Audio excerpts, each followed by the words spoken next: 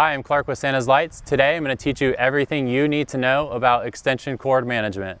Today we're in beautiful Land Park. We're going to match the roof line with the trees and some tree trunks. We're going to do this all in warm white color. And the materials we're going to use are premium LED commercial grade lights that are custom fit and custom cut to the roof line. Stick around to the end of this video. I'm going to show you my favorite safety tips to stay safe on ladders. This will ensure that we're going to keep husbands safe and make wives happy.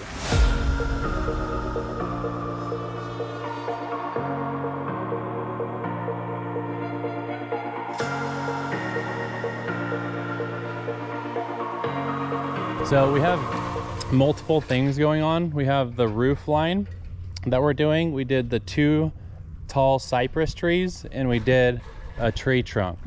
So what we want to think about before we start doing lights and installations is where we're gonna run power to and how we're gonna run power to it. So we want to figure out, first of all, where our power locations are. And this particular house usually has a few different ones here. So we have one that's behind a wall right here. So that is an option right there. We have one right there as well. What we do is match the color of the house. So this particular house is bright white. And so we do white extension cord to match. We really don't even need to hide this behind the downspout, although you can, but because it's matched to the house, it is really seamless and really nice. So first and foremost, if you can do it and match the color house, whether it's a white cord with a white house or a brown cord with a brown house, that's what you want to do. What happens a lot if you go to Lowe's or Home Depot or Ace Hardware and you buy an extension cord that is too long, you're gonna have to hide this somewhere, and that can be ugly and intrusive to something. Now, if you're too short, then you're gonna have a big connection that you have to tape up, and that also doesn't look very good. So what we do is we custom cut the extension cords so that it fits seamless with the house structure. Run extension cords over a concrete walkway as you find the joint line or the cut line, and you run the extension cord through that.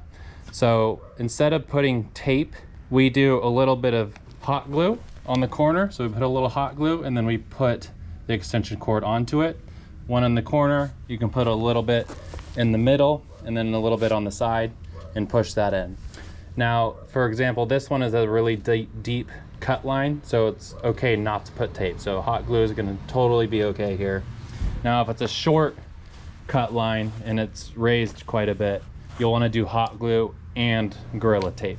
And then you can see right here how nice this is. That's white cord going over the top. If you put green or brown or black, like, you can really see that. And so we match the color of the house. Then you can see right here, we cut it right there, and then we're gonna run green extension wire, so it is more of a landscape cord that runs out. So we trail this all the way out. And again, we're custom cutting our extension cord to fit the proper areas. So this goes all the way out behind the bushes, and then we can terminate and cut it right there, and that will power whatever you want to power there.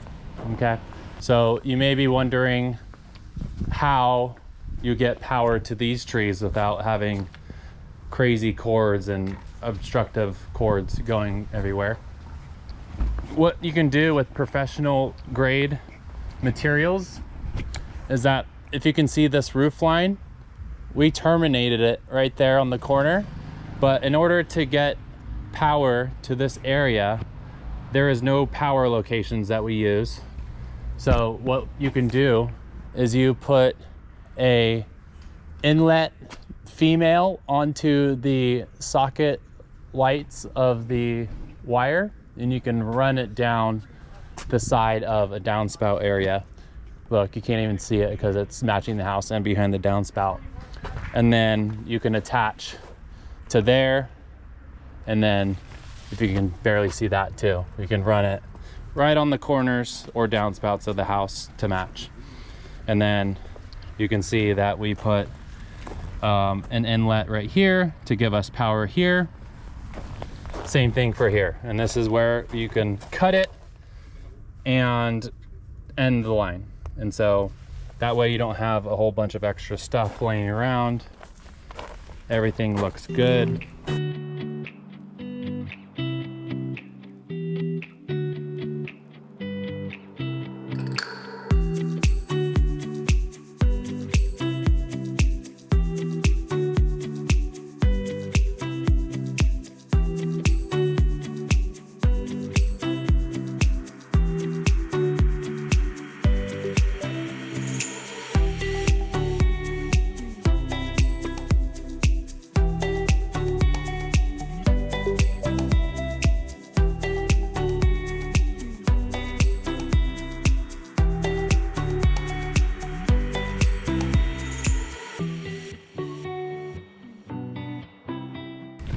So ladder safety number one, we're gonna teach you how to make sure that you're gonna extend the rungs above the roof line here. You wanna be 3 rungs above the roof line. So watch this.